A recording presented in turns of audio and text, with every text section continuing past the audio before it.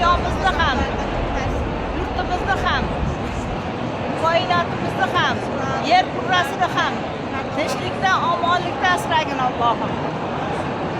Prezidentimiz ishlariga, hokimimiz uy berdi qolish ishlariga, bino hokimlik ishlariga, universitetimiz rektori Oybek Abdumo'minov ishlariga va universitetning rivojiga, jahonda nur taratishiga, olimlar ko'payib, yurtga xizmat qiluvchi, yurtni rivojlantiruvchi talabalar chiqishiga Allohim izn bergin. O'zing qo'llagin. Yurtimizda tinchlik, hukmronlik qilsin.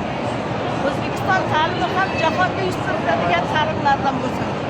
Allohu akbar. Hammangizni umra safarlariga, haj safarlariga kelishni Allohim nasib aylasin. Prezidentimizga rahmat, mana shunday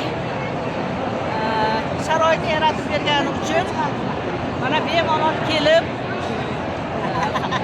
umralarga qatnashni Allohim nasib etdi. Bu albatta prezidentimizning sa'y-harakati tufayli amalga oshdi. Qarang, Hurmatli hozir e'tiborlamizki biz